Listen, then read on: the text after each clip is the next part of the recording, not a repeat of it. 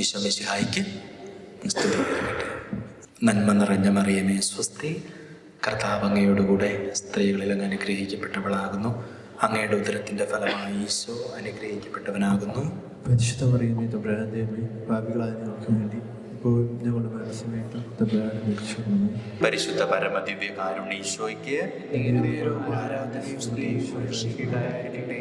രണ്ട് കാര്യങ്ങളാണ് ഞാൻ പറഞ്ഞത്. ഒന്ന്, പഴയ നിയമത്തിൽ ഒരുപാട് സ്ഥലത്ത് പരിശുദ്ധ കുർബാനയെക്കുറിച്ചുള്ള കൃത്യമായ അടയാളം കിടപ്പുണ്ട്. രണ്ട്, എന്തിനു വേണ്ടിയായിരുന്നു ഈശോയുടെ ഈ പരിശുദ്ധമായ കൂദാശ? ഒറ്റ കാര്യം, എൻ്റെ ഹൃദയം അവൻ്റെ ബലഹീനതയായതുകൊണ്ട് ആ ഹൃദയത്തെ നരകപിശാച് കട്ടെടുക്കാതിരിക്കാൻ അവനൊരു കൊതിയുണ്ടായിരുന്നു. അവനതിനു വേണ്ടി അവന് ചെയ്യാൻ പറ്റുന്നതിൻ്റെ മാക്സിമം. അഗസ്തീനോസ് പറഞ്ഞൊരു വാചകമുണ്ട്, ശ്രദ്ധിക്കണേ. അഗസ്തീനോസ് പറഞ്ഞറിയോ, പരിശുദ്ധ കുർബാനയേക്കാൾ വലിയൊരു കാര്യം തരാൻ ദൈവത്തിന് അറിയത്തില്ലായിരുന്നു. മനസ്സിലായി? അതിൻ്റെ പൊരുൾ മനസ്സിലായോ? പരിശുദ്ധ കുർബാനയേക്കാൾ വലിയൊരു ദാനം മനുഷ്യന് കൊടുക്കാൻ ദൈവത്തിന് പോലും അറിയത്തില്ലായിരുന്നു. It is maximum. അങ്ങനെയാണെങ്കിൽ മൂന്നാമത്തെ ബോധ്യം, മൂന്നാമത്തെ ചിന്ത ശ്രദ്ധിക്കണേ. കുർബാനയായത് അവൻ്റെ സ്നേഹമാണെങ്കിൽ കുർബാനയാകാൻ അവൻ തിരഞ്ഞെടുത്ത റൂട്ട്, വഴി എന്തായിരുന്നു? അതാണ് നമ്മുടെ വിഷയം. കുർബാനയാകാൻ അവൻ തിരഞ്ഞെടുത്ത വഴി സഹനം. ഇന്നുവരെ ഈ ഭൂമിയിൽ ഒരു മനുഷ്യനും സഹിച്ചിട്ടില്ലാത്ത സഹനം അതായിരുന്നു.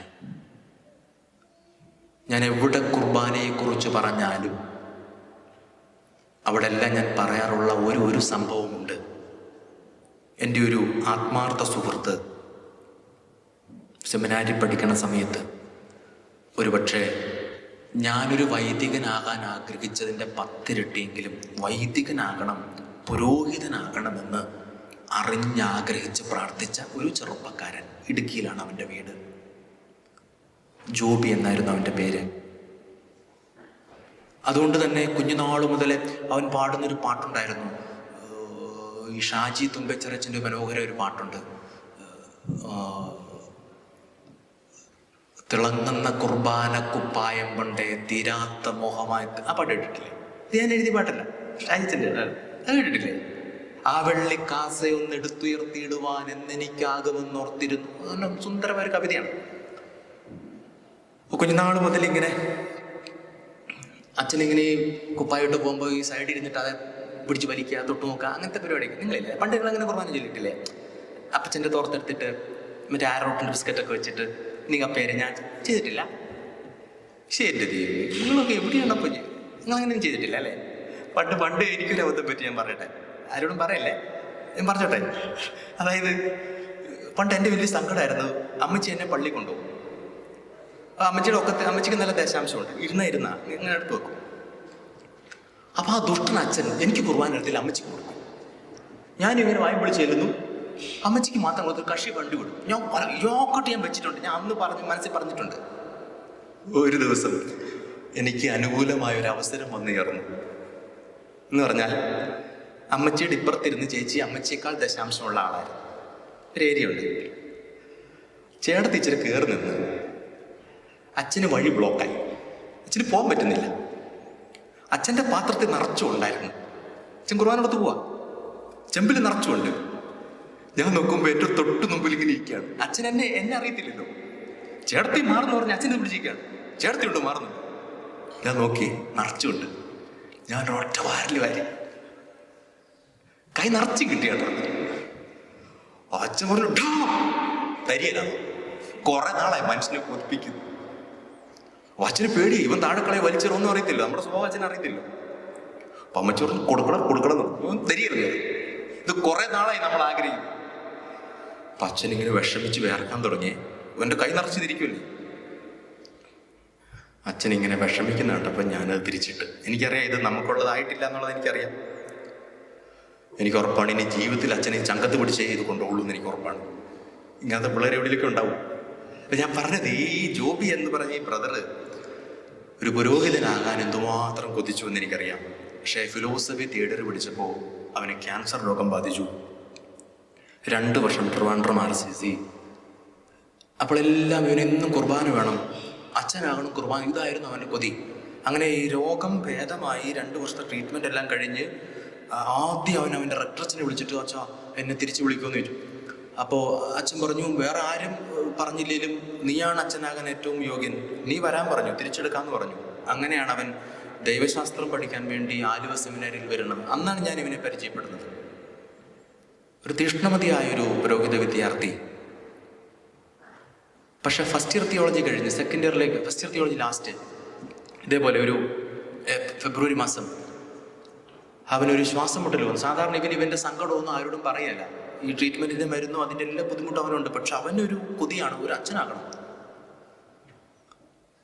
ഒരു സാധനം എൻ്റെ മുറി എന്ന് പറഞ്ഞു, എടാ 2-3 ദിവസമായിട്ട് എനിക്ക് ശ്വാസം മുട്ടലാണ്, എനിക്ക് രാത്രി ഉറങ്ങാനൊന്നും പറ്റണില്ല. അപ്പം ഞാൻ പറഞ്ഞു, നമുക്ക് അച്ഛനെ കാണാം, അച്ഛനോട് പറഞ്ഞിട്ട് നമുക്ക് ഹോസ്പിറ്റലിൽ പോകാം. അപ്പോൾ അവൻ്റെ സ്പിരിച്വൽ ഫാദർ അഗസ്റ്റിൻ അച്ഛൻ, അവന് വലിയ ഇഷ്ടമാണ്. അഗസ്റ്റിൻ അച്ഛൻ്റെ അടുത്ത് പോയി. അപ്പോൾ അവരെന്നിട്ട് വീണ്ടും ചെക്കപ്പിന് പോയി.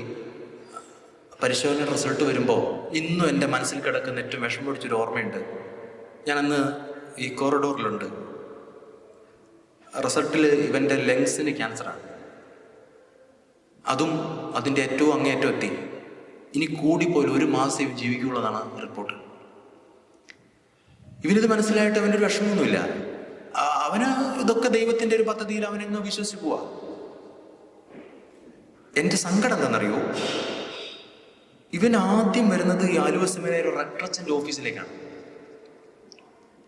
എന്നിട്ട് ഈ റിപ്പോർട്ട് അച്ഛൻ്റെ ടേബിളിലേക്ക് വെച്ചിട്ട് അച്ഛനോട് ചോദിച്ചൊരു ചോദ്യമുണ്ട്. റെക്ടറച്ച, എനിക്ക് നേരത്തെ പട്ടം തരാമോ? ഞാനൊരു കുർബാന ചൊല്ലിയിട്ട് മരിച്ചോട്ടെ, കൊതിയായിട്ട് അച്ഛ. കാനല്ലോ മുഴുവൻ അറിയാവുന്ന അച്ഛൻ, മോനെ നീ ഫസ്റ്റ് ഇയർ തിയോളജി, ഇനി second year, third year, sub deacon, deacon, നീ ഇപ്പം എന്താ അങ്ങനെയൊക്കെ ചിന്തിക്കുന്നത്? തൽക്കാലം നീ ഒന്നും പേടിക്കാതിരിക്കടാ, ഒന്നും സംഭവിക്കില്ല. അല്ല അച്ഛ, ഇതിനകത്ത് അച്ഛനൊരു ലെറ്റർ താ, ഞാൻ ബിഷപ്പിനെ കാണാം. അച്ഛൻ ഇങ്ങനെ മിണ്ടാതിരിക്കുമ്പോൾ ഇന്നും ആ റിപ്പോർട്ട് എടുത്ത് കണ്ണും തുറച്ച് പുറത്തേക്ക് വരുമ്പോൾ ഞാനാണ് അവനെ മുറിയിലേക്ക് കൊണ്ടുപോകുന്നത്. പിറ്റേ ദിവസം അവൻ ആലുവയിലെ കാർമൽ ഹോസ്പിറ്റലിൽ അഡ്മിറ്റായി. എല്ലാ ദിവസവും ഇവൻ്റെ ഈ സ്പിരിച്വൽ ഫാദർ അഗസ്റ്റിൻ അച്ഛൻ ഇവന് കുർബാന ചൊല്ലിക്കൊടുക്കാൻ വേണ്ടിയിട്ട് ഹോസ്പിറ്റലിൽ പോകും. അച്ഛനെ 2 സിസ്റ്റേഴ്സും അവൻ്റെ അടുത്തിരുന്ന് ചൊല്ലും. ഞാനും പോയിട്ടുണ്ട്. ഒരു 2 ആഴ്ച കഴിഞ്ഞ ഒരു ദിവസം രാവിലെ ഈ അഗസ്റ്റിൻ അച്ഛൻ കുർബാന ചൊല്ലാൻ വേണ്ടി ചെല്ലുമ്പോൾ ഇവൻ പറഞ്ഞ, അച്ഛാ ഇപ്പം ചൊല്ലണ്ട അച്ഛൻ, ഇനി ശ്രദ്ധിക്കാൻ പറ്റുന്നു. രോഗം അതിൻ്റെ മൂർധന്യാവസ്ഥയിലാണ്, വേദന കഠിനമാണ്, ഈ ശ്രദ്ധിക്കാൻ പറ്റുന്നില്ല. അച്ഛനോടനെ തുടങ്ങിയത് അവിടെ നിർത്തി. എന്നിട്ട് പറഞ്ഞു, വൈകിട്ട് ചൊല്ലാം, ഞാൻ വരും. വൈകുന്നേരം വീണ്ടും അച്ഛൻ കുർബാന ചൊല്ലാൻ തുടങ്ങുമ്പോൾ ഇവൻ പറഞ്ഞു, പ്ലീസ് സ്റ്റോപ്പ്, എനിക്ക് ശ്രദ്ധിക്കാൻ പറ്റുന്നില്ല, എന്നെ ഒന്ന് എഴുന്നേൽപ്പിച്ചിരുത്താവോ? രോഗം അതിൻ്റെ തീവ്രതയിലാണെന്നും സാധാരണ അവനെ ഒന്ന് തൊടാൻ പോലും അവൻ സമ്മതിക്കില്ല. അത്രയും സഹിക്കുന്നുണ്ട് അവൻ, ശ്വാസം എടുക്കാനൊന്നും പറ്റുന്നില്ല. അപ്പൊ അച്ഛൻ പറഞ്ഞു, നീ നടങ്ങ്, നമുക്കൊരു കൊന്ത ചൊല്ലിയിട്ട് കുർബാന ചൊല്ലാം, ഞാൻ പ്രാർത്ഥിക്കുന്നു, നീ ഭയപ്പെടല്ലേ. അപ്പൊ അവൻ പറഞ്ഞു, എന്നെ എടുത്തോണ്ട് നടക്ക്, ഞാനെല്ലാം ഒന്ന് കാണട്ടെ. അപ്പൊ അച്ഛൻ പറഞ്ഞു, നീ അടങ്ങ്, ഞാൻ പ്രാർത്ഥിക്കട്ടെ. അപ്പൊ അവൻ പറഞ്ഞു, എന്നെ എടുത്തോണ്ട് നടക്കൂന്ന് പറഞ്ഞു. ഈ അച്ഛനെ കൊന്ത തീരുന്ന സമയമായപ്പോൾ തന്നെ എഴുന്നേറ്റ് എല്ലാവരും നോക്കി. എന്നിട്ട് മെല്ലെ അങ്ങ് കിടന്നു. ഞങ്ങളവനെ വാരിയെടുത്ത് ആംബുലൻസിൽ കൊണ്ടുവച്ച് സെമിനാരിലേക്ക് കൊണ്ടുവന്നു. അവൻ പറഞ്ഞത് അവൻ്റെ മരണത്തെക്കുറിച്ചാണെന്ന് അപ്പോഴാണ് ഞങ്ങൾക്ക് വ്യക്തമാവുന്നത്. പിറ്റേന്ന് അവൻ്റെ അടക്കൻ ഇതേ അഗസ്റ്റിൻ അച്ഛൻ ആദ്യം പറഞ്ഞ വാചകം, അവൻ്റെ ചരമ സന്ദേശം ഞാൻ ഏറ്റവും മുമ്പിലിരുന്ന് കേട്ട ആളാണ്. അച്ഛൻ ഇങ്ങനെയാണ് പറഞ്ഞത്, എൻ്റെ ജീവിതത്തിൽ ഒരു പുരോഹിതനാകാൻ ഇത്രയും ആഗ്രഹിച്ചൊരു കുഞ്ഞിനെ ഞാൻ കണ്ടിട്ടില്ല. എനിക്കൊരു കാര്യം ഉറപ്പാണ്, ഇന്നലെ അവൻ എന്നെ കൊണ്ട് കുർബാന ചൊല്ലിച്ചില്ല. കാരണം ഇന്നലെ അവൻ്റെ പുത്തൻ കുർബാനയായിരുന്നു. അവൻ്റെ ഏറ്റവും വലിയ ആഗ്രഹമായിരുന്നു ഒരു പുരോഹിതനാകണം. അതുകൊണ്ട് കർത്താവിൻ്റെ അപ്പം പോലെ അവൻ മുറിഞ്ഞു, കർത്താവിൻ്റെ ശരീരം പോലെ അവൻ ചിന്തപ്പെട്ടു. സഹനം അതിൻ്റെ മൂർധന്യാവസ്ഥയിൽ പരിശുദ്ധ കുർബാനയെ പാകപ്പെട്ട് കുർബാന ചൊല്ലിയിട്ടാണ് എൻ്റെ കൊച്ചു കടന്നുപോയത്. ഇന്നലെ അവൻ്റെ പുത്തൻ കുർബാനയായിരുന്നു. പരിശുദ്ധ കുർബാന സഹനത്തിന്റെ മുഖാമുഖത്ത് അവൻ തനിച്ചിരുന്നർപ്പിച്ച പരമയാഗമാണ്. എന്തിനാണ്? ഇതുപോലെ ഒറ്റപ്പെട്ടു പോകുന്ന, ഇതുപോലെ വേദനിക്കുന്ന, ഇതുപോലെ സഹിക്കുന്ന, ഇതുപോലെ ഭാരപ്പെടുന്ന, ഇതുപോലെ മനസ്സ് നീറുന്ന 1000 മനുഷ്യന്റെ കൂടെ ഇരിക്കാൻ അവനെ പോലെ സഹിച്ചൊരു ദൈവം ഈ ഭൂമിയുടെ ചരിത്രത്തിൽ വേറെ എവിടെയുമില്ല. നിങ്ങൾ ശ്രദ്ധിച്ചിട്ടില്ലേ? പരിശുദ്ധ കുർബാനയിൽ കാഴ്ചവെപ്പിന് ഈ അപ്പവും വീഞ്ഞും, അപ്പം എടുത്ത് പീലാസിലേക്കും വീഞ്ഞെടുത്ത് കാസിലേക്കും വെക്കുമ്പോ ഈ കാസം നിറഞ്ഞു തുളുമ്പാൻ മാത്രം വീഞ്ഞുണ്ടോ? കുറച്ചല്ലേ എടുക്കുള്ളൂ. ഈ പീലാസം നിറഞ്ഞ് കവിയാൻ മാത്രം അപ്പം ഉണ്ടോ? അതിന്റെ പാതിയുള്ളൂ. എന്താ അതിന്റെ പൊരുള്? ഇനി ഈ കാസം നിറഞ്ഞു തുളുമ്പേണ്ടത്, ഇനി ഈ പീലാസം നിറഞ്ഞ് കവിയേണ്ടത് നിന്റെ സഹനത്തിന്റെ കണ്ണുനീര്, നിന്റെ പ്രാർത്ഥനയുടെ കണ്ണുനീര്. അങ്ങനെയാണ് നമ്മൾ കുർബാനയാവേണ്ടത്. പക്ഷേ അങ്ങനെ നിറഞ്ഞു തുളുമ്പാത്ത കാസ കൊണ്ട്, നിറഞ്ഞു കവിയാത്ത പീലാസ കൊണ്ട് നമ്മൾ ഇങ്ങനെ കുർബാന ചൊല്ലാൻ തുടങ്ങിയിട്ട് കാലത്രയായി. പരിശുദ്ധ കുർബാന സഹനത്തിന്റെ മുഖാമുഖത്ത് അവൻ തനിച്ചിരുന്നർപ്പിച്ച് പൂർത്തിയാക്കിയ പരമയാഗമെങ്കിൽ ഒരൊറ്റ അർത്ഥം അതിനകത്തുള്ളൂ. നിന്റെ ഓരോ സഹനങ്ങൾക്ക് പിന്നാമ്പുറങ്ങളിലും നീ കുർബാനയായി തീരേണ്ടവനാണ്. ഒടുവിൽ ആ കുർബാനയാണ് നിത്യതയുടെ അപ്പമായി തീരേണ്ടത്. ഞാനിത് പറയുമ്പോൾ ഒരു 100 മനുഷ്യരുടെ ഓർമ്മകൾ എൻ്റെ മനസ്സിൽ കിടപ്പുണ്ട്.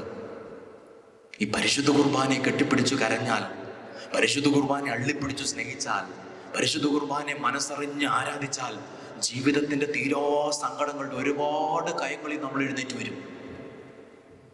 ഇപ്പൊ ഞാൻ ഇടവകയിലായിരുന്നപ്പോൾ ഞാൻ ഓർക്കുന്ന ഒരു കാര്യമുണ്ട്. ഒരു പെൺകുട്ടി, മംഗലാപുരത്ത് പഠിക്കുന്ന ഒരു കുട്ടി, ഒരു ദിവസം രാത്രി 10:30 പ്രാർത്ഥിക്കാൻ വന്ന ഓർമ്മയുണ്ട് എനിക്കിന്നും അവളുടെ ആ രോഗത്തിന്റെ പേര് എനിക്ക് ഓർമ്മയില്ല. അന്ന് ഞാനത് ഗൂഗിൾ ചെയ്തപ്പോൾ ഞാൻ വായിച്ചൊരു വാചകമുണ്ട്. ഇത് ഇന്ത്യയിൽ വർഷം 30-ൽ താഴെ പേർക്കൊക്കെ റിപ്പോർട്ട്, ഒരു അപൂർവ രോഗമാണ്. അതിന്റെ ടൈമൊന്നും എനിക്ക് ഓർമ്മയില്ല. എന്ന് പറഞ്ഞാൽ ഇവളുടെ ഇന്റേണൽ ഓർഗൻസ് ഒക്കെ ഇങ്ങനെ ചുരുങ്ങുവാണ്. ഒരു 5-6 വർഷം കൊണ്ട് കൊച്ചു മരിച്ചു പോകും. അവർ കേരളത്തിന്റെ ഒരു അറ്റം മുതൽ മറ്റേ അറ്റം വരെ ഇങ്ങനെ ഹോസ്പിറ്റലിൽ കയറി ഇറങ്ങി അവസാനം KMC മംഗലാപുരത്ത് നിന്ന് ഒരു ഡോക്ടർ അതിനൊരു മെഡിസിൻ നിർദ്ദേശിച്ചു. ഒരു ഇഞ്ചക്ഷനാണ്, ഏതോ ഒരു 2-3 ആഴ്ചക്കുള്ളിൽ ഇങ്ങനെ മാസത്തിൽ ഒരിക്കൽ ഇഞ്ചക്ഷൻ എടുത്താൽ മതി. പക്ഷെ ആ ഇഞ്ചക്ഷൻ എടുക്കുമ്പോൾ ഭയങ്കര വേദനയാണ്. ഏതാണ്ട് അതിൻ്റെ ഓരോ വെയിനിലേക്ക് ഇഞ്ചക്ട് ചെയ്യണം. ഏതാണ്ട് ഒരു 10-12 മണിക്കൂർ എടുക്കും ഇഞ്ചക്ഷൻ പൂർത്തിയാകാൻ. പക്ഷെ മാരക വേദനയാണ്. ഇവരന്ന് പ്രാർത്ഥിക്കാൻ വന്നതിൻ്റെ കാരണം ആദ്യത്തെ ഇഞ്ചക്ഷൻ കഴിഞ്ഞിട്ടുണ്ടായ സങ്കടം കൊണ്ടാണ്. ഇതിങ്ങനെ വേദന എടുക്കുമ്പോൾ അവസാനം ഈ കൊച്ചു പറയും, അമ്മ എന്നെ ഒന്ന് കൊന്നുകളമ്മ, സഹിക്കാൻ പറ്റുന്നില്ല. അപ്പൊ ഞാനിവളുടെ വാ കുത്തിപ്പിടിക്കും. അതായത് ഈ കൊച്ചിനെ കൊണ്ട് മുറി പ്രാർത്ഥിക്കാൻ വരുന്ന മുമ്പ് ഈ കൊച്ചിന്റെ അമ്മയാണ് എൻ്റെ മുറിയിൽ ആദ്യം കയറുന്നത്. എന്നിട്ട് പറഞ്ഞു, അച്ഛാ ഒരു സങ്കടം പറഞ്ഞോട്ടെ, കൊച്ചിപ്പോൾ പ്രാർത്ഥിക്കാൻ വരും, ഒറ്റ കാര്യം പ്രാർത്ഥിച്ചാൽ മതി, സഹനമൊക്കെ സഹിച്ചോളാം, പക്ഷെ ഈ കൊച്ചിനത് താങ്ങാൻ ഒരു ശക്തി കിട്ടിയാൽ മതി. ഇന്നലെ ഞാനൊരു 5 പ്രാവശ്യം അവളുടെ വാ കുത്തിപ്പിടിച്ചു. അവൾക്ക് എന്തോ ഒരു നെഗറ്റീവ് എനർജിയാണ്. ഇപ്പൊ അവൾക്ക് മരിക്കണം എന്നുള്ള തോന്നലാണ്. അമ്മ പുറത്തേക്ക് പോയി, കൊച്ച് അകത്തേക്ക് വന്നു. ഇങ്ങനെ ഒരു വിഷമത്തിൽപ്പെടുത്ത കൊച്ചിനോട് ആശ്വാസം ഉപദേശമൊന്നും പറഞ്ഞിട്ട് കാര്യമില്ല. ഇപ്പം ഞാൻ അനുഭവിക്കാത്തൊരു സഹനം ഞാൻ എത്ര കേട്ടാലും എനിക്ക് മനസ്സിലാകുന്നതിനൊരു പരിധിയുണ്ട്. ഞാനിങ്ങനെ കുറേ നേരം അവളെ ഇങ്ങനെ നോക്കിയിട്ട് പറഞ്ഞു, മോളെ എനിക്കിപ്പോൾ ഒന്നും പറയാനില്ല, ഒരു കാര്യം ചെയ്യാമോ? അന്ന് എൻ്റെ പള്ളിമുറിയുടെ മുകളിൽ ഒരു നിത്യാരാധന ചാപ്പലുണ്ട്. ഈ രാത്രി നമുക്ക് അവിടേക്ക് പോകാം. 1 മണിക്കൂർ പറ്റുമെങ്കിൽ നീ അവിടെ ഇരിക്കണം, ഞാനും നിന്റെ അടുത്തിരിക്കും. ആ കുർബാനയ്ക്ക് നിന്നോട് എന്തെങ്കിലും പറയാനുണ്ടാവും. ഞാൻ ആ സമയത്ത് രാത്രി 10 മണിക്കാണ് പരിശുദ്ധ കുർബാന എടുത്ത് വെച്ചിട്ട് ഈ കൊച്ചിൻ്റെ അടുത്ത് മുട്ട നിന്നിട്ട് എനിക്ക് സത്യത്തിൽ ഈ അമ്മ ഇങ്ങനെ പറഞ്ഞപ്പോൾ ശരിക്കും അതൊരു ഭാരമാണ്, ഒരു അമ്മയുടെ നൊമ്പരമാണ്. പിന്നെ ഈ കൊച്ചിൻ്റെ അവസ്ഥ ഞാനായിരുന്നു എന്ത് ചെയ്തതിന്, ഞാൻ അങ്ങനെയൊക്കെ ചിന്തിച്ചിട്ട് എനിക്കൊന്നും പറയാൻ കിട്ടാത്തതുകൊണ്ട് ഞാൻ അവിടെ ഇരുന്ന് കുറേ നേരം പ്രാർത്ഥിച്ച് കൊച്ചിന് വേണ്ടി കുർബാനയുടെ മുമ്പിൽ മുട്ട നിന്നു കുറേ നേരം. 1 മണിക്കൂർ കഴിഞ്ഞിട്ട് ഞാൻ പറഞ്ഞു, തല കഴിച്ച് പ്രാർത്ഥിച്ചിട്ട് പറഞ്ഞു, നമുക്ക് എന്തെങ്കിലും കാണാം, ഇപ്പം നിന്നോട് സംസാരിക്കാനുള്ള പക്വത എനിക്കായിട്ടില്ല എന്ന് പറഞ്ഞാൽ അതിന് മാത്രം പറയാനുള്ള ഒരു വിവേകം എനിക്ക് കിട്ടുന്നില്ല. ഇപ്പം നിന്നോട് പറയേണ്ടതെന്ന് എനിക്കറിയില്ല, പക്ഷെ നമ്മൾ വീണ്ടും കാണും, നമുക്കിപ്പോൾ പോകാം. ഒരു 3 മാസം കഴിഞ്ഞ് ഈ കുട്ടി എന്നെ കാണണമെന്ന് ആവശ്യപ്പെട്ടു. അച്ഛൻ്റെ അടുത്ത് ഒന്നുകൂടെ പോകാം. അന്ന് ഇവളെന്നോട് പറഞ്ഞൊരു കാര്യമുണ്ട്, അച്ഛൻ വേദനയ്ക്ക് ഒരു കുറവുമില്ല, മരുന്നിനൊരു മാറ്റവും ഇല്ല. പക്ഷേ ഞാൻ അന്ന് ഇവിടുന്ന് പോയപ്പോൾ ചിന്തിച്ചു, എൻ്റെ ക്ലാസ്സിലെ ഏറ്റവും നന്നായി പഠിക്കുന്ന കുട്ടിയാണ് ഞാൻ. അതേസമയം ഒരു പരിധി വരെയൊക്കെ ഞാൻ നന്നായി ജീവിച്ചിട്ടുമുണ്ട്. എൻ്റെ ക്ലാസ്സിലെ പല കുട്ടികളും കാണിക്കുന്ന പല തോന്നിവാസങ്ങളും കണ്ടപ്പോൾ ഞാൻ അങ്ങനെ ചെയ്യാൻ പാടില്ലല്ലോ എന്നോർത്തും ബോധപൂർവ്വം ഞാൻ മാറി നടന്നിട്ടേ ഉള്ളൂ. എന്നിട്ട് എനിക്ക് മാത്രം ഇങ്ങനെ ഒരു നൊമ്പരം വന്നപ്പോൾ ഞാൻ പൊട്ടിപ്പോയി. പക്ഷെ ഇവിടുന്ന് പോയപ്പോൾ ഞാൻ ഇങ്ങനെ ചിന്തിച്ചു, ഇത്രയൊക്കെ സംഭവിച്ചിട്ടും ഇത്രയൊക്കെ ജീവിച്ചിട്ടും എനിക്ക് മാത്രം ഇങ്ങനൊരു സഹനം വന്നെങ്കിൽ ഇതെന്തോ ഗിഫ്റ്റാണ്. അവൾ ഉപയോഗിച്ച വാക്ക് ശ്രദ്ധിക്ക്, ഇത് ഗിഫ്റ്റാണ്. അതുകൊണ്ട് ഞാൻ അന്നിങ്ങനെ ആഗ്രഹിച്ചു, ഇനി അമ്മയെ വിഷമിപ്പിക്കേണ്ട. അമ്മ എന്തോ അച്ഛനോട് പറഞ്ഞു എന്ന് എനിക്കറിയാം, അമ്മയ്ക്ക് വിഷമം ഉണ്ടായെന്ന് എനിക്കറിയാം. ഇനി ഞാൻ ഇതിൻ്റെ പേരൊരു പരാതി പറയില്ല. എന്നിട്ട് അവളെന്നോട് പറഞ്ഞൊരു സത്യം എന്തെന്നറിയോ? പിറ്റത്തെ ഇഞ്ചക്ഷന് പോയപ്പോൾ ഇവളൊരു നിയോഗം എടുത്തു. അത് ഇവളുടെ ഒരു ബെസ്റ്റ് ഫ്രണ്ടിന് അരുതാത്തൊരു അഫെയർ ഉണ്ടായിരുന്നു. അവളുടെ പേരൻസിന് അത് അറിയില്ല. പലപ്പോഴും അവർ തിന്മ പ്രവർത്തിക്കുന്നതൊക്കെ ഇവൾക്കറിയാം. ഈ കൊച്ചിങ്ങനെ മാതാപിതാക്കളെ ചതിക്കരുത് എന്നൊരാഗ്രഹം. ഇവള് നല്ലൊരു കുട്ടിയാണ്. അപ്പൊ ഇവൾക്കൊരു മാനസാന്തരം ഉണ്ടാകാൻ വേണ്ടിയിട്ടായിരുന്നു 3ാമത്തെ ഇഞ്ചക്ഷൻ. ആ ഇഞ്ചക്ഷൻ കഴിഞ്ഞ് അതിൻ്റെ റെസ്റ്റും കഴിഞ്ഞ് ഒരാഴ്ച തിരിച്ചു വരുമ്പോഴാണ് ഇവൾ കാണുന്നത് ഈ കുട്ടി ധ്യാനം കൂടാൻ പോയി. പിറ്റേ ദിവസം അവൾ മടങ്ങി വന്നു. ധ്യാനം കഴിഞ്ഞ് വന്നപ്പോൾ കൗൺസിലിങ്ങിന് ഈ കൊച്ചിനെ ശക്തമായി താക്കീത് കിട്ടി. അങ്ങനെ അവൾ ആ ബന്ധം ഉപേക്ഷിച്ചു. അവൾ ഇവളുടെ ബെസ്റ്റ് ഫ്രണ്ടായിട്ട് വീണ്ടും വന്നു. അവരൊരുമിച്ച് ദൈവത്തിൽ. ഇപ്പോൾ ഇവൾ എന്നോട് പറയാണ്, സത്യത്തിൽ ഈ 3 മാസം ഇടയ്ക്ക് ഒരു അത്ഭുതം സംഭവിച്ചു. ഒരാത്മാവ് രക്ഷപ്പെട്ടു. എനിക്കിത് ഗിഫ്റ്റാണ് അച്ഛൻ. ഇനി ബാക്കി നിങ്ങൾ കേൾക്ക്. അത് കഴിഞ്ഞ് ഒരു 2 വർഷം കഴിഞ്ഞ് വീണ്ടും ഞാൻ ഇവരെ കാണാനിട വന്നു. ഞാനൊരു പള്ളിയിൽ പ്രസംഗിക്കാൻ പോകുമ്പോൾ അവരെന്നെ കാണാൻ വന്നു. ഓർമ്മയുണ്ടോ? ഇപ്പോൾ ഇഞ്ചക്ഷൻ എടുക്കാറില്ല. 3 മാസങ്ങൾക്ക് മുമ്പ് വീണ്ടും ഹോസ്പിറ്റലിൽ ചെല്ലുമ്പോൾ ഡോക്ടർ പറഞ്ഞു, ഇപ്പോൾ കാര്യങ്ങളൊക്കെ ഓക്കെയാണ്, നമുക്ക് 2 വർഷത്തേക്ക് വെയിറ്റ് ചെയ്യാം. ഇപ്പോൾ ഇവൾക്ക് ഈ അസുഖത്തിൻ്റെ ലക്ഷണങ്ങൾ കാണുന്നില്ല, ബ്ലഡിൽ കുഴപ്പമില്ല. അവരന്ന് പറഞ്ഞാൽ ഓർക്കാണ്. എന്ന് പറഞ്ഞാൽ ഞാൻ പറഞ്ഞതിൻ്റെ ചുരുക്കം, ഈ സഹനത്തിലൂടെ കടന്നു വന്ന കൂദാശയെ നിങ്ങൾ മനസ്സറിഞ്ഞ് സ്വീകരിക്കുകയും ആരാധിക്കുകയും വിശ്വസിക്കുകയും ചെയ്തോ, നിന്റെ ജീവിതത്തിന്റെ സഹനത്തിന്റെ നിയോഗം മനസ്സിലാകുന്നു. അതോടൊപ്പം നിന്റെ ജീവിതത്തിന്റെ സഹനത്തിന്റെ അർത്ഥം മനസ്സിലാക്കിയാൽ ചിലപ്പോൾ ആ സഹനം സൗഖ്യമായി തീരുകയും ചെയ്യും. ഒരുമിച്ച് പറഞ്ഞ ഹല്ലേലൂയ. അവർക്ക് പറഞ്ഞ ഹല്ലേലൂയ. ഒരു ജീവിതത്തിന്റെ മുഴുവൻ സഹനങ്ങളും അവന്റെ പിറവി മുതൽ അവന്റെ കുരിശുമരണം വരെ അവൻ ഏറ്റെടുത്തത് പരിശുദ്ധ കുർബാനയാകാനുള്ള ഒരുക്കമായിട്ടായിരുന്നു. ചിലപ്പോൾ ചില അമ്മച്ചിമാരൊക്കെ പറയും, കർത്താവിന് എത്ര എളുപ്പമായിരുന്നു, 1 മണിക്കൂർ കുരിശെ കിടന്ന് അങ്ങനെ പോയി, ഞാൻ എത്ര കാലം അനുഭവിക്കും. നോ, ഇപ്പം പിറന്നപ്പത്തോട്ട് സഹനമാണ്. നസ്രത്തിൽ മേരി എന്തോ കുഴപ്പമുണ്ടാക്കിയെന്ന് നാട്ടുകാർ പറയും, പഴച്ചു പറ്റുന്നൊക്കെയാണ് കേട്ടത്. നമ്മളിൽ ആർക്കാണ് അങ്ങനെ ഒരു ഗതികേടുണ്ടായിട്ടുള്ളത്? എന്നിട്ട് ഞാൻ നേരത്തെ പറഞ്ഞില്ലേ, ഈ പുൽത്തൊട്ടി കൊണ്ടൊക്കെ എടുത്ത തണുപ്പത്ത്, എന്നിട്ട് ഈ മഞ്ഞ് പെയ്യുന്ന രാവിലെ ഈ മരം കോച്ചും തണുപ്പിൽ ഈജിപ്തിലേക്കുള്ള പലായനം, അത് കഴിഞ്ഞ് 30 വർഷം ആരാലും അറിയപ്പെടാതെയുള്ള രഹസ്യ ജീവിതം, സ്വർഗത്തിന്റെ രാജകുമാരൻ, പിന്നെയുള്ള 3 വർഷങ്ങളിൽ ഒരു വീടില്ലാതെ, തുണയില്ലാതെ, അവസാനം കാൽവരിയുടെ പെരുമാറിൽ. ഈ ജീവിതം മുഴുവൻ അവൻ ജീവിച്ചു തീർത്തത് പരിശുദ്ധ കുർബാന തരാനുള്ള അദമ്യമായ ആഗ്രഹത്തെ പ്രതിയാണ്. അതുകൊണ്ട് ഒരു കാര്യം വളരെ പ്രധാനപ്പെട്ട, ഞാൻ എപ്പോഴും പറഞ്ഞത്, ഈ അജ്ന ജോർജ് നിങ്ങൾ കേട്ടിട്ടുണ്ടാവും. അജ്ന ജിസ് യൂത്തിലുള്ള അജ്ന ഒരു 4-5 കൊല്ലം മുമ്പ് എറണാകുളത്ത് മരിച്ചുപോയി. ഞാൻ അവളുടെ കല്ലറ പോയി പ്രാർത്ഥിക്കാറുള്ള അച്ഛനാണ്. ഇടയ്ക്ക് ഞാൻ പോകും നാട്ടില. എനിക്ക് അത്രയും ഒരു തീഷ്ണത തന്ന ഒരു പെൺകുട്ടിയാണ് അജ്ന. അവൾ അവസാനമായി പറഞ്ഞൊരു വാചകമാണ് എന്നെ എത്രയും സ്പർശിച്ചത്. അജ്ന എന്താ പറഞ്ഞെന്നറിയോ? എനിക്കൊന്ന് ക്യാൻസർ വന്ന് തടിയിൽ മാറി, കാല് പോയി, അടുത്ത കാല് വന്നു, കിഡ്നിക്ക് വന്നു. അങ്ങനെ എനിക്ക് തോന്നുന്നു ക്യാൻസർ എന്ന രോഗം തീർത്ത് ആക്രമിച്ചൊരു ജീവിതമാണ്. അവസാനം അവൾ പറയുന്നുണ്ട്, ഈ മരിക്കുന്നതിന് മുമ്പ് അവൾ കുർബാന മുടക്കില്ലായിരുന്നു, വൈദികൻ കുർബാന കൊണ്ടുപോയി കൊടുക്കുമായിരുന്നു ഈ അച്ഛനെ എന്ന പെൺകുട്ടിക്ക്. അവസാനം അവൾ പറഞ്ഞെന്തെന്നറിയോ? ആശ്വസിക്കാനും അവലംബിക്കാനും ആരുമില്ലാതായാലും, ചോദ്യങ്ങൾക്കൊക്കെയും മറുപടി കിട്ടാതെ വന്നാലും, ഒരു വേള ജീവിതത്തിന്റെ അർത്ഥം മനസ്സിലാകാതെ വന്നാലും, അവസാനം വരെ പിടിച്ചു നിൽക്കാൻ എനിക്കൊരു ദൈവമുണ്ട് എന്നതിൻ്റെ ഏറ്റവും ശുദ്ധമായ അടയാളമാണ് പരിശുദ്ധ കുർബാന. ആശ്വസിക്കാനും അവലംബിക്കാനും ആരുമില്ലാതായാലും, ചോദ്യങ്ങൾക്കൊക്കെയും മറുപടി കിട്ടാതെ വന്നാലും, ഒരു വേള ജീവിതത്തിന്റെ അർത്ഥം മനസ്സിലാകാതെ വന്നാലും, അവസാനം വരെ എനിക്ക് പിടിച്ചു നിൽക്കാൻ എനിക്കൊരു ദൈവമുണ്ടെന്ന് എന്നെ പഠിപ്പിച്ച ഏക സത്യം കുർബാന. ഞാൻ വിചാരിക്കുന്നു ഇതാണ് തിരുവചനം. ഹബക്കൂക്ക് 3:16-17 അത്തിവൃക്ഷം പൂക്കുന്നില്ലെങ്കിലും, മുന്തിരിയിൽ ഫലങ്ങളില്ലെങ്കിലും, ഒലിവുമരത്തിൽ കായ്കളില്ലെങ്കിലും, ആട്ടിൻകൂട്ടം ആലയിൽ അറ്റുപോയാലും ഞാൻ എൻ്റെ ദൈവത്തിൽ ആനന്ദിക്കും. കലമാന്റെ പാദങ്ങൾക്കെന്ന പോലെ അവിടുന്ന് എൻ്റെ പാദങ്ങൾക്ക് വേഗത തരും. നിങ്ങൾ കുർബാനയെ സ്നേഹിച്ചു തുടങ്ങിയാൽ ജീവിതത്തിന്റെ ഭാരങ്ങൾ ഇറങ്ങും, ജീവിതത്തിന്റെ സഹനങ്ങൾക്ക് വെളിച്ചം കിട്ടും. ഞാൻ എല്ലാ ദിവസവും ഞാൻ ആഗ്രഹിക്കുന്ന ഒരു കാര്യത്തിലുള്ളൂ, എൻ്റെ ജീവിതത്തിൽ 100 കൂട്ടം സഹനങ്ങളുള്ള മനുഷ്യനാണ് ഞാനും, നിങ്ങളെ പോലെയൊക്കെ തന്നെ. പക്ഷേ ഈ ബലിയുടെ ചൈതന്യത്തിൽ ഇങ്ങനെ നിൽക്കുമ്പോൾ നമുക്കത് സഹനമല്ല, ഭാരമല്ല, ഈശോയെ സ്നേഹിക്കാനും ഈശോയിലേക്ക് വളരാനുള്ളൊരു സാധ്യത മാത്രമാണ്. ഒരുമിച്ച് പറഞ്ഞ ഹല്ലേലൂയ, അവർക്ക് പറ ഹല്ലേലൂയ. ഒന്നുകൂടെ എഴുന്നേറ്റ് നിൽക്കാം. ഒന്ന് എഴുന്നേറ്റ് നിൽക്കാം. അടുത്ത പ്രധാനപ്പെട്ട കാര്യം, നമ്മൾ പലപ്പോഴും ഉണ്ടല്ലോ പ്രിയപ്പെട്ടവരെ, നമ്മൾ ഇതിൻ്റെ പൊരുൾ മനസ്സിലാക്കുന്നില്ല.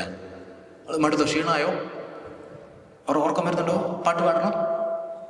നമുക്ക് ഒരു 15 മിനിറ്റ് കൂടെ ഉള്ളൂ, അവസാനിക്കാൻ പോവാണ്. അത് ഞാനിങ്ങനെ വായിച്ചിട്ടുണ്ട്. മരുഭൂമിയുടെ വിജനതകളിൽ അപൂർവ ചാരുതയുള്ള പുഷ്പങ്ങളുണ്ട്. പക്ഷേ അവിടെ എത്തിച്ചേരാനുള്ള ബുദ്ധിമുട്ടുമുണ്ട്, അവിടെ എത്തിച്ചേരാനുള്ള വൈമനസ്യം കൊണ്ട് ആരും അത് കാണാറില്ല. കടലിന്റെ അഗാധങ്ങളിൽ അപൂർവ ചാരുതയുള്ള മുത്തുകളും പവിഴങ്ങളും ചിപ്പികളും ഉണ്ട്. പക്ഷേ അവിടെ എത്തിച്ചേരാനുള്ള ബുദ്ധിമുട്ടുകൊണ്ട്, അവിടെ എത്തിച്ചേരാനുള്ള വൈമനസ്യം കൊണ്ട്, അവിടെ എത്തിപ്പിടിക്കാനുള്ള കഷ്ടപ്പാടുകൊണ്ട് ആരും അത് കാണാറില്ല. അത് നിങ്ങൾ ശ്രദ്ധിച്ചിട്ടുണ്ടോ? നമ്മൾ എങ്ങനെയാണ് കുർബാനയിൽ പങ്കെടുക്കാറുള്ളത്? ഇപ്പോ ഒരു കടൽ തീരത്ത് പോയ പല കാഴ്ചകൾ നമുക്ക് കാണാം. ചുമ്മാ ഒരു കടൽ തീരം, നിങ്ങൾ നിൽക്കാന്ന് എനിക്കറിയാം, ഒരാളിങ്ങനെ ഇരിക്കുക അങ്ങനെ കാണിക്കുന്നുണ്ട്. പക്ഷെ എനിക്കത് മനസ്സിലാകുന്നുണ്ട്, ഞാൻ ബോധപൂർവ്വം എഴുന്നേപ്പിച്ചു. ഞാൻ തന്നെ എന്തിനങ്ങനെ നിൽക്കുന്നത്? അവർക്ക് പറയാം ഹല്ലേലൂയ, 5 മിനിറ്റ് നിൽക്കുന്ന കുഴപ്പമില്ലോ. യെസ്, അത് ഞാൻ പറഞ്ഞതാണ്. തീരം, അതിനകത്ത് നിങ്ങൾ ചുമ്മാ ആ സീനം നോക്കിയാൽ ചിലര് കടൽ തീരത്ത് പോയിട്ട് വെയിലും കൊണ്ട് കോട്ടുമായിട്ട് മടങ്ങിപ്പോകും. വേറെ ചിലർ അവിടെ ഇങ്ങനെ കടലമ്മ കള്ളി എന്നൊക്കെ എഴുതിയിട്ട് ഇങ്ങനെ തിര വരുമ്പോൾ ഇങ്ങനെ മാറിപ്പോകും. അങ്ങനെ ചെയ്തിട്ടില്ല. വേറെ ചിലര് ചെറിയ വള്ളങ്ങളിലൊക്കെ പോയിട്ട് ചെറിയ മത്തി ചാള അങ്ങനെയൊക്കെ പിടിച്ചോണ്ട് വരും. വേറെ ചിലര് ബോട്ടുകളിലൊക്കെ പോയിട്ട് വലിയ സ്രാവിനെ പിടിച്ചോണ്ട് വരും, വലിയ മീനും.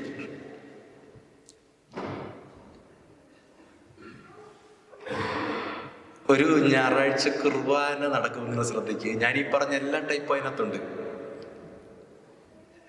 ചിലര് എന്നെ ഒച്ചയായിട്ടല്ല അങ്ങോട്ട് വരും. ഓ, ഈ ഫാനൊക്കെ കാണും, കേട്ടില്ല. അത് മറ്റേ കോട്ട് വിടുന്ന ആളാണ്. വേറെ ചിലർ ഇടയ്ക്കിടയ്ക്ക് ഇങ്ങനെ വാച്ചിൽ നോക്കിയിട്ട് ഇങ്ങനെ അച്ഛനെ പെടും, സ്പീഡാക്ക്. അങ്ങനെ എൻ്റെ ഇടവകയിൽ ഒരു ചേട്ടൻ ഉണ്ടായിരുന്നു. എവിടെയും 1 മിനിറ്റ് നമ്മുടെ സാധാരണ പോകുന്നതിനെ കഴിഞ്ഞ് ലേറ്റ് ആവണമെങ്കിൽ പുള്ളിങ്ങനെ കാണിച്ചു. അത് മറ്റേ കടലമ്മ കള്ളിയാണ്. വേറെ ചിലര് കൈയൊക്കെ കെട്ടി ഇങ്ങനെ, വിവേകാനന്ദനില്ലേ പുള്ളി ഇങ്ങനെ ഇരിക്കും.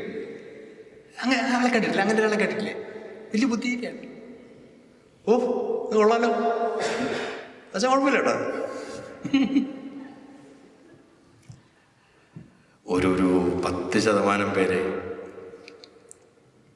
ഇങ്ങനെ കൈയൊക്കെ കൂപ്പി പിടിച്ച് കണ്ണൊക്കെ നനയുന്നുണ്ട്. ആദ്യത്തെ പരിശുദ്ധ കുർബാനയിൽ അമ്മമ്മേരിൽ നിന്നൊരു നിപ്പുണ്ട്. ജീവിതം ഇങ്ങനെ കുരിശെന്ന് ഒഴുകി വരികയാണ്. അവക്കെല്ലാം അറിയാം ഇതെന്താ സംഭവിക്കണേ. ഹൃദയത്തിൽ ഇങ്ങനെ സംഗ്രഹിക്കുന്നുണ്ട് കേട്ടോ. അവക്ക് മനസ്സിലാകാത്തൊന്നുമല്ല. 3-4 പേരൊക്കെ ഉണ്ടാവും. പരിശുദ്ധ കുർബാന എന്ന അപ്പത്തിന് പ്രത്യേകിച്ച് ടേസ്റ്റ് ഒന്നുമില്ല, ഉപ്പരസം പോലും ഇല്ല. പക്ഷേ സ്വീകരിക്കുന്നവന്റെ വിശ്വാസത്തിന്റെ ദാഹത്തിന്റെ തോതനുസരിച്ച് അതിന് രുചിഭേദം വരും. പരിശുദ്ധ കുർബാന അപ്പത്തിന് പ്രത്യേകിച്ച് രുചിയൊന്നുമില്ല. പിന്നെ വീഞ്ഞിലൊക്കെ മുക്കുവാണേ ഓക്കെ. പക്ഷെ അത് സ്വീകരിക്കുന്നവന്റെ ദാഹം, സ്വീകരിക്കുന്നവന്റെ വിശ്വാസം, സ്വീകരിക്കുന്നവന്റെ പങ്കാളിത്തം, അതിന്റെ തോതനുസരിച്ച് അതിന് ഭയങ്കര രുചിയാണ്. ഒരുമിച്ച് പറഞ്ഞ ഹല്ലേലൂയ, ജീവനോടെ ഹല്ലേലൂയ. എനിക്ക് ഒറ്റ കാര്യങ്ങൾ പറയപ്പെടും. നിങ്ങളിവിടെ ഇപ്പം നമുക്ക് സീറോ മലബാർ കുർബാന കിട്ടില്ല, പക്ഷേ ഈ പ്രദേശത്തെ പള്ളികൾ ശൂന്യമാകുന്ന ഒരു സൂചനയാണ്. ഇങ്ങനെ പോയാൽ പോരാ. ഞായറാഴ്ച കുർബാന മുടങ്ങരുതേ. ഇട ദിവസങ്ങളിൽ കുർബാന ഉണ്ടെങ്കിൽ നിങ്ങൾ പോകണമേ. മനസ്സറിഞ്ഞ് പരിശുദ്ധ കുർബാന സ്വീകരിക്കണമേ. പരിശുദ്ധ കുർബാന ആരാധിക്കണം. ഞാൻ ഈ ബോംബെയിൽ പവായി എന്ന് പറഞ്ഞൊരു പള്ളി ധ്യാനിപ്പിക്കുമ്പോൾ, ഞാൻ അവിടെ ഒരു നിത്യാരായൺ ചാപ്പലുണ്ട്. അവിടെ ഇരിക്കുമ്പോൾ ആ 3 ദിവസവും ഞാൻ കണ്ടൊരു പെൺകുട്ടിയുണ്ട്. അപ്പോൾ എനിക്ക് അത്ഭുതമായി. ഒരു ചെറുപ്പക്കാർ ഇങ്ങനെ വന്ന് അവിടെ ഇരിപ്പുണ്ടല്ലോ. അപ്പോൾ ഞാൻ അവളോട് ചോദിച്ചു, എന്താ നിനക്ക് ഇങ്ങനെ ഇരിക്കാൻ പ്രചോദനം? അപ്പോൾ അവൾ പറഞ്ഞു, അച്ഛാ, ഒന്നുമില്ലാത്തൊരു വീട്ടിൽ നിന്ന് കയറി വന്ന ആളാണ്. ഞങ്ങളൊക്കെ പട്ടിണി പാവമാണ്. പാലക്കാരിയാണ് അവള്. വലിയ ദുരിതത്തിൽ നിന്ന് കടന്നു വന്നതാണ്. വലിയ ബുദ്ധിയൊന്നുമില്ല. പക്ഷെ ഇന്ന് മുംബൈ IIT-യിൽ നിന്ന് പോസ്റ്റ് ഡോക്കിന് ഇസ്രായേലിലേക്ക് തിരഞ്ഞെടുക്കപ്പെട്ട 70 പേരിൽ ഒരാളാണ് ഇവള്. അവിടെ 25,000 സ്റ്റുഡൻസ് ഉണ്ട്. ഡോക്ടറേറ്റ് കഴിഞ്ഞവള് പോസ്റ്റ് ഡോക് സ്റ്റഡീസിന് മുംബൈ IIT-യിൽ നിന്ന് തിരഞ്ഞെടുക്കപ്പെട്ട ഒരു പെണ്ണാണ്. പറയും, ഈ മുംബൈയിൽ ഈ IIT-യിൽ പഠിക്കാൻ വന്നിട്ട് ഞാൻ ഇവിടെ വരാത്ത ദിവസങ്ങളൊന്നുമില്ല അച്ഛാ. എല്ലാ ദിവസവും ഇവിടെ വന്നിരിക്കും. അച്ഛനറിയോ, ഈ ബംഗാളിൽ നിന്നൊക്കെ വരുന്ന കുറേ പിള്ളേർക്ക് ഭയങ്കര തലയാണ്. മഹാരാഷ്ട്ര പിള്ളേർക്ക് ഭയങ്കര ബുദ്ധിയാണ്. എനിക്ക് ഇവരോടൊന്നും മുട്ടാൻ പറ്റില്ല. എന്നിട്ടും എന്തേ ഈ 70 പേരിൽ ഒരാളായിട്ട് ഞാൻ മാറിയത്? ഇവിടെ ഇരിക്കുന്നതുകൊണ്ടല്ലേ അച്ഛാ, എനിക്കിതേ ഉള്ളൂ. ആ പെൺകുട്ടി അന്ന് എന്നോട് പറഞ്ഞാണ് 2 വർഷങ്ങൾക്ക് മുമ്പ്. ഞാൻ പറയുന്ന പ്രിയപ്പെട്ടവരെ, നിങ്ങൾ കുർബാനയെ സ്നേഹിക്കാം. ഇരിക്കാം. ഇനി ഒരു കാര്യം കൂടെ പറഞ്ഞ് ഞാൻ അവസാനിപ്പിക്കും. അതായത് പരിശുദ്ധ കുർബാനയുടെ സ്വീകരണം. ഇത് വളരെ പ്രധാനപ്പെട്ട. ഞാൻ ആദ്യം പറഞ്ഞത് പഴയ ചില ഭാഗങ്ങൾ, പിന്നെ എന്തുകൊണ്ട് ഈശോ കുർബാനയായി, അടുത്തത് എങ്ങനെ കുർബാനയായി, ഇനി പരിശുദ്ധ കുർബാനയുടെ സ്വീകരണം. നമ്മൾ ചെയ്യുന്ന 2 തെറ്റ്. ഒന്നുകിൽ നമ്മൾ കുർബാന സ്വീകരിക്കുകയില്ല, അല്ലെങ്കിൽ നമ്മൾ കൃപയില്ലാതെ സ്വീകരിച്ചുകൊണ്ടിരിക്കും. 2 തെറ്റാണ്. ചെയ്യേണ്ടതുപോലെ ചെയ്യണം. പൗലോസ് പറയും, നിങ്ങളിൽ പലരും രോഗികളും ചിലർ മരിച്ചുപോയതിൻ്റെയും കാരണം ഇതാണ്, അവർ അയോഗ്യതയോടെ ഈ പാത്രത്തിൽ നിന്ന് ഭക്ഷിച്ചു.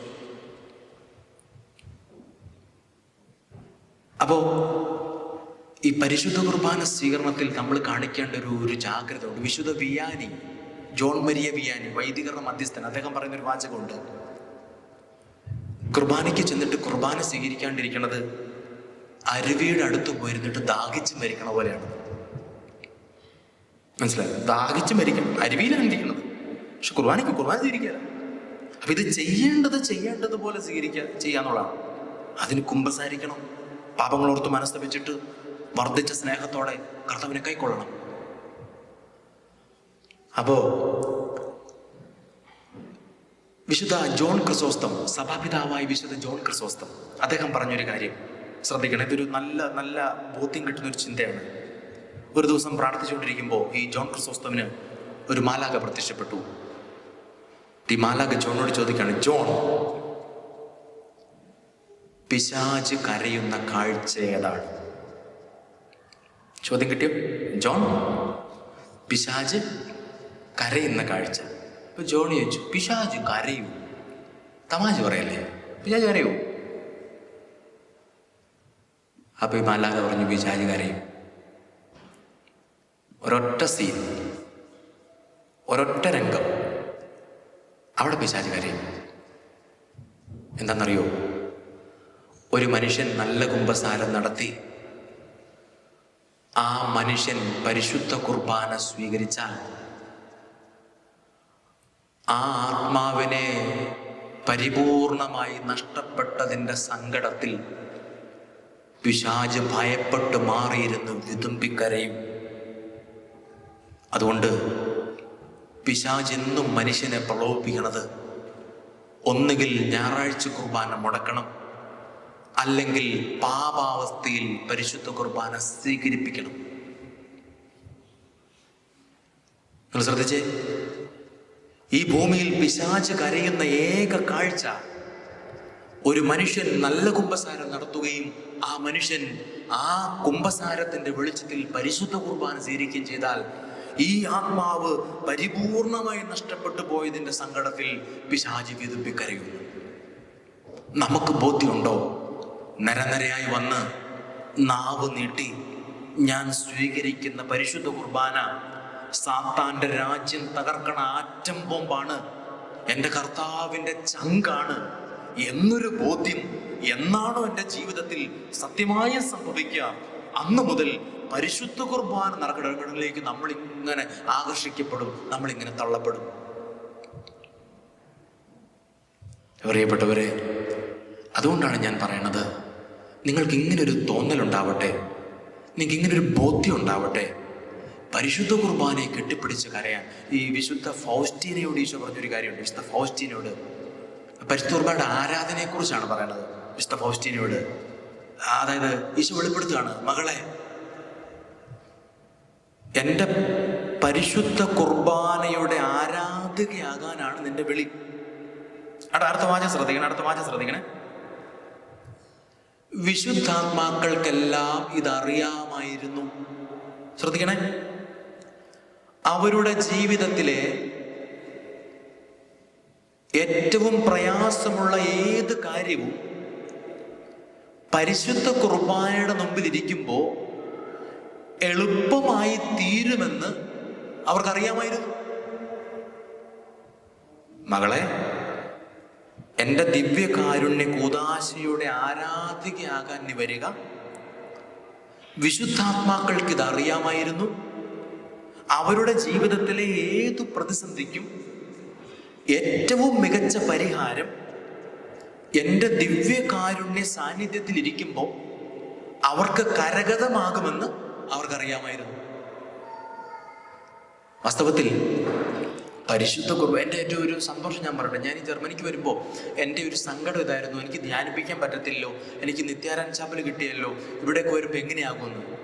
ഒരു പക്ഷേ എൻ്റെ ഭാഗ്യമാണ് ഞാൻ പഠിക്കുന്നത് വലന്താറിലാണ്. ഞാൻ താമസിക്കണതിൻ്റെ ഒരു 50 മീറ്റർ അപ്പുറത്ത് നിത്യാരാധന ചാപ്പലാണ്, ഹൈലിക്ടൂം. ഞാൻ അവിടെ ചെന്നിട്ട് ആദ്യം ചെയ്തത്, അവിടെ നിത്യാരാധന ചാപ്പലിൽ 1 മണിക്കൂർ ഞാൻ ഒരു നിയോഗമായിട്ട് എടുത്തു. ഞാനവിടെ പേരൊക്കെ പോയി കൊടുത്തു, ഞാൻ വന്നോളാന്ന് പറഞ്ഞു. കഴിഞ്ഞ ആഴ്ച ഞാൻ അവിടെ ഇരിക്കുമ്പോൾ ഒരു ഇറ്റാലിയൻ ചേട്ടൻ, എനിക്ക് പരിചയമൊന്നുമില്ല, അദ്ദേഹം തൊട്ടടുത്ത് ഇങ്ങനെ ഇരുന്ന് പ്രാർത്ഥിക്കുക. അയ്യോ നല്ല എടോ, ഈ പുള്ളി കൊള്ളാലോടെ പോയി കുറേ നേരം അവിടെ ഇരിക്കണത്. അപ്പോൾ അയാളോട് ചോദിച്ചു, അറിയോ പ്രീസ്റ്റ്? കൊള്ളാം, എന്നെ മനസ്സിലായല്ലോ. അറിയോ priest? Can I make my confession? കൊള്ളാം. സുന്ദരമായിട്ട് എൻ്റെ അടുത്ത് കുമ്പസാരിച്ചു. അത് കഴിഞ്ഞിട്ട് പറഞ്ഞു, എനിക്ക് സന്തോഷമുണ്ട്, എനിക്കറിയാവുന്ന മുറി ഇംഗ്ലീഷൊക്കെ ഞാൻ കുമ്പസാരിപ്പിച്ച്. അപ്പോൾ അദ്ദേഹം പറഞ്ഞു, അച്ഛാ, ഞാനൊരു ഇറ്റാലിയൻ നേവിയുടെ കമാൻഡറാണ്. ഞാനിങ്ങനെ വന്നിരിക്കുന്നതെന്നറിയോ, എൻ്റെ കുഞ്ഞുനാളിൽ അമ്മച്ചി പഠിപ്പിച്ചാണ് പള്ളിയിൽ കുർബാന മുമ്പിരിക്കുക. അപ്പോൾ അങ്ങനെ ഇരുന്നിരുന്നിരുന്ന് എൻ്റെ ജീവിതത്തിൽ ഞാൻ ചിന്തിക്കാത്ത മേൽഗതി എനിക്കുണ്ടായി. ഇപ്പം ഇന്നെനിക്ക് ഇവിടെ ഡ്യൂട്ടിയും ഭാഗമൊക്കെ ആയിട്ട് പല തിരക്കിനിടയ്ക്കും ഞാൻ ഞാനിങ്ങനെ സെർച്ച് ചെയ്യും. അവിടെ പോയാലും ഈ അഡോറേഷൻ സെൻ്റർ ഉണ്ടോ സെർച്ച് ചെയ്യും, കണ്ടുപിടിക്കും. എൻ്റെ ഡ്യൂട്ടി കഴിഞ്ഞാൽ ഞാൻ ആദ്യം ചെയ്യണത് എത്ര റിസ്ക് എടുത്തും കണ്ടുപിടിക്കുക, അവിടെ നിന്നിരിക്കും. ഇപ്പം ഇന്നലെ എനിക്കൊരു ആഗ്രഹം ഉണ്ടായിരുന്നു, ഒന്ന് കുമ്പസാരിക്കണം. കറക്റ്റ് കൊണ്ടോ അച്ഛനെ കൊണ്ടോ തന്നു. കഴിഞ്ഞ ആഴ്ച സംഭവിച്ച കാര്യമാണ്. ഇങ്ങനെ മനുഷ്യരൊക്കെ ഉണ്ട് കേട്ടോ, ഇങ്ങനെ മനുഷ്യന്മാരുണ്ട്. അതുകൊണ്ട് ഈ 5 കാര്യങ്ങൾ 3:40 5 കാര്യങ്ങൾ നമുക്ക് മറക്കാതിരിക്കാം. പ്രിയപ്പെട്ടവരെ, 1, പരിശുദ്ധ കുർബാന ഈശോയുടെ സ്നേഹത്തിൻ്റെ അത്ഭുതമാണ്. 2, പരിശുദ്ധ കുർബാന സ്ഥാപിച്ചത് കർത്താവിൻ്റെ അത്ഭുതകരമായ സഹനത്തിലൂടെ എൻ്റെ സഹനത്തിന് അർത്ഥമുണ്ടെന്ന് മനസ്സിലാക്കി തന്നതാണ്. 3, പരിശുദ്ധ കുർബാനയുടെ സ്വീകരണം ഏറ്റവും അതിന് ഞാൻ സൂക്ഷിക്കേണ്ട വെടിപ്പ്.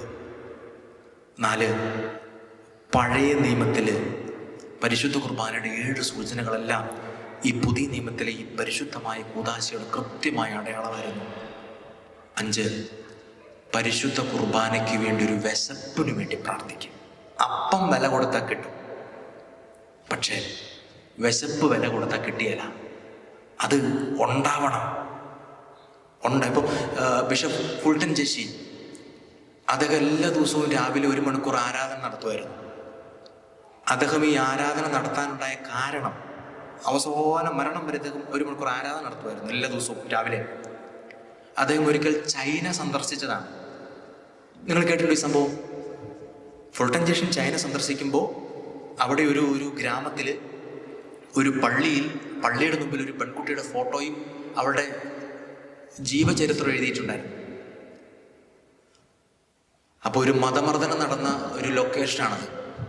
വർഷങ്ങൾക്ക് മുമ്പ് പരിശുദ്ധ കുർബാന ഈ മതവിരോധികൾ വന്ന് പള്ളി തകർത്ത് ആ പ്രദേശത്തെ മുഴുവൻ കത്തോലിക്കരെയും കൂട്ടക്കൊല ചെയ്തപ്പോൾ ഇവള് മാത്രം അതിൽ നിന്ന് രക്ഷപ്പെട്ടു.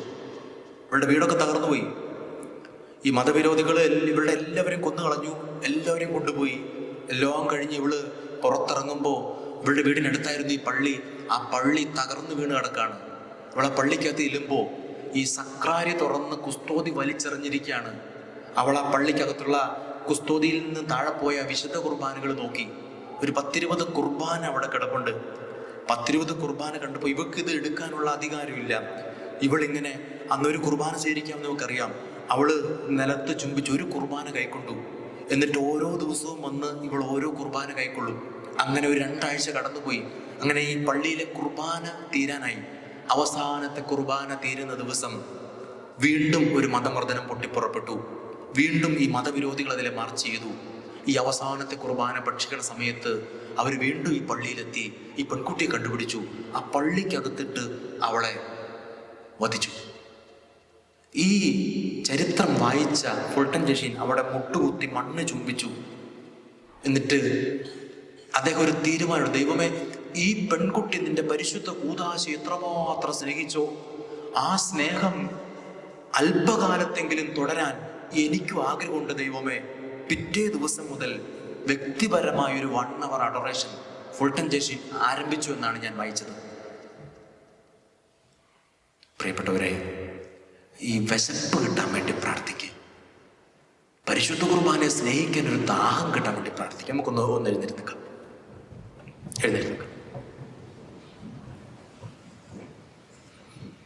നമ്മൾ ഇന്ന് പറയാൻ ആഗ്രഹിച്ച ടോക്ക് പരിശുദ്ധാത്മ നിറവ് എന്നാണ്. പക്ഷേ ഈ പരിശുദ്ധാത്മാവിനെ കിട്ടുന്നത് പരിശുദ്ധ കുർബാനയിൽ നിന്നാണ്, റുഹാഷണ പ്രാർത്ഥനയ്ക്ക് നിങ്ങൾക്കറിയാം. അപ്പം ഇത് പറയാതെ അത് പറഞ്ഞാൽ അതിൻ്റെ ഒരു വഴി ശരിയാവത്തില്ല. അതുകൊണ്ട് പരിശുദ്ധാത്മാവിനെ കുറിച്ചുള്ള ഒരു സുന്ദരമായ ടോക്ക് നമുക്ക് അടുത്ത ധ്യാനത്തിൽ പറയാം. പക്ഷെ ഇന്ന് ഈ കേട്ട കാര്യങ്ങൾ എനിക്കിന്ന് രാവിലെ ഒരു കുരിശിൻ്റെ വഴിയൊക്കെ ചൊല്ലി പ്രാർത്ഥിക്കുമ്പോൾ എനിക്ക് കിട്ടിയ ബോധ്യം, ഇത് ഇന്ന് പറയാനാണ് എനിക്ക് ഒരു ബോധ്യം കിട്ടിയത്. നിങ്ങളിന്ന് കുർബാനയ്ക്ക് ചെയ്യേണ്ടത്, ജീവിതത്തിൽ എന്തെങ്കിലും ബോധപൂർവം പരിശുദ്ധ കുർബാനയെ അവഹേളിച്ചിട്ടുണ്ടെങ്കിൽ, എന്ന് പറഞ്ഞാൽ മനഃപൂർവ്വം കുർബാനയ്ക്ക് പോയിരിക്കും, അവസരം ഉണ്ടായിരുന്നു, ആരോഗ്യം ഉണ്ടായിരുന്നു, പോയില്ല. അതല്ലെങ്കിൽ കുർബാന കിടന്ന് കൊണ്ടുപോകാനും വർത്തമാനം പറഞ്ഞു, അതല്ലെങ്കിൽ മൊബൈൽ നോക്കിയിരുന്നു, ശ്രദ്ധിച്ചില്ല, അതല്ലെങ്കിൽ നല്ല പാപാവസ്ഥയിലായിരുന്നു, എന്നിട്ടും ഒരു എളുപ്പമില്ലാതെ പോയി കുർബാന സ്വീകരിച്ചു. അങ്ങനെ കുർബാനയെ അവഹേളിച്ച് പരിശുദ്ധ കുർബാനയ്ക്കെതിരെ നിന്ദയോ അപമാനമോ നിങ്ങളുടെ ജീവിതത്തിൽ എന്തെങ്കിലും ഉണ്ടായെങ്കിൽ, മക്കളെ, രക്ഷിക്കേണ്ട കൂദാശയെ നമ്മൾ നിന്ദിച്ചാൽ പിന്നെ ആ കൂദാശ നമ്മളെ രക്ഷിക്കില്ല. അതിന് പരിഹാരം ചെയ്യണം, മാപ്പ് ചോദിക്കണം. അതുകൊണ്ട് ഒരു നിമിഷം നമുക്കിങ്ങനെ പ്രാർത്ഥിക്കാം. ഒന്ന് കണ്ണടച്ച് പിടിക്കാമോ? അച്ഛൻ ചൊല്ലിച്ചെടുത്ത പ്രാർത്ഥന ഒന്ന് ഏറ്റുചൊല്ലാമോ? കർത്താവായ ഈശോയെ, പരിശുദ്ധ കുർബാനയിൽ സത്യമായും അങ്ങ് എഴുന്നള്ളിയിരിക്കുന്നുവെന്ന് ഞാൻ ഉറച്ചു വിശ്വസിക്കുന്നു. Hallelujah, hallelujah.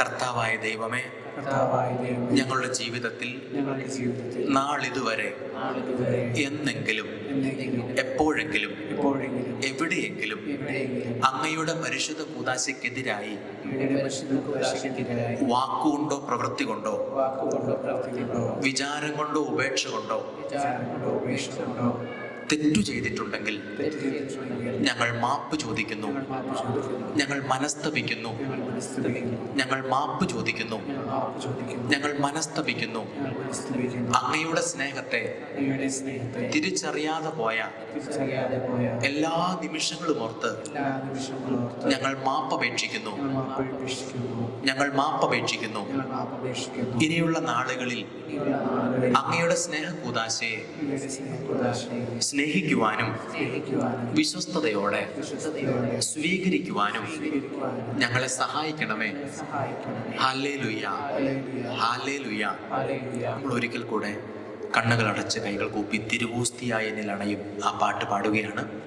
ആ പാട്ട് പാടുമ്പോൾ നിങ്ങൾ മനസ്സിൽ ആത്മാർത്ഥമായിട്ട് ആ പാട്ടിൻ്റെ അർത്ഥം മനസ്സിലാക്കിയിട്ട് ഈ പരിശുദ്ധ കുർബാന ഇന്ന് സ്നേഹപൂർവ്വം സ്വീകരിക്കാനും ഹൃദയപൂർവ്വം ആഗ്രഹിക്കാനുമുള്ള ഒരു കൃപ കിട്ടാൻ വേണ്ടി പ്രാർത്ഥിക്കണം. ഏറ്റവും സുന്ദരമായിട്ട് ഇന്ന് പരിശുദ്ധ കുർബാന അർപ്പിക്കാൻ വേണ്ടി പ്രാർത്ഥിക്കണം. ഈ പരിശുദ്ധ കുർബാനയ്ക്കെതിരെ ചെയ്ത എല്ലാ കാര്യങ്ങൾക്കും എതിരായി ചെയ്ത കാര്യങ്ങൾക്കും മാപ്പ് ചോദിക്കണം. ഒരു നിമിഷം ഒന്ന് കൈകൾ കൂപ്പി കണ്ണുകൾ അടച്ച് ഒരിക്കൽ കൂടെ തിരുവോസ്തിയാണ് എന്ന സ്നേഹത്തെ ഒന്ന് പാടി പ്രാർത്ഥിച്ച് ആരാധിക്കാമോ? തിരുവോസ്തിയായി നിലണയും സ്നേഹം ദൈവസ്നേഹം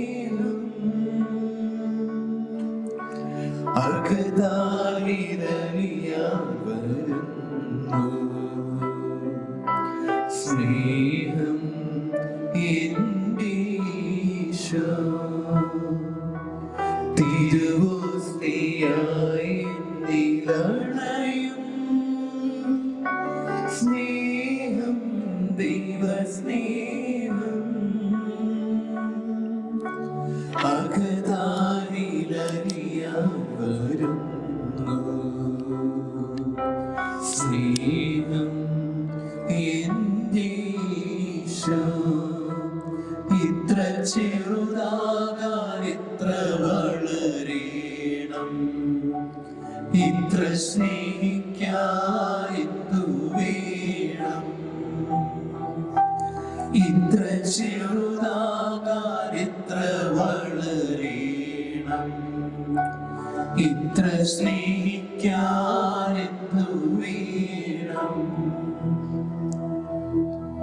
നന്മ നിറഞ്ഞ മറിയമേ സ്വസ്തി, കർത്താവ് അങ്ങയോട് കൂടെ സ്ത്രീകളിൽ അങ്ങ് അനുഗ്രഹിക്കപ്പെട്ടവളാകുന്നു. അങ്ങയുടെ ഉദരത്തിന്റെ ഫലമായി ഈശോ അനുഗ്രഹിക്കപ്പെട്ടവനാകുന്നു. പരിശുദ്ധമറിയമേ, തമ്പുരാന്റെ അമ്മേ, പാപികളായ ഞങ്ങൾക്ക് വേണ്ടി എപ്പോഴും ഞങ്ങളുടെ സമയത്തും തമ്പുരാനുടെ അപേക്ഷകളുമേ. ആമേൻ. ഒരുമിച്ച് പറയാം. ഹല്ലേലൂയ. ഹല്ലേലൂയ.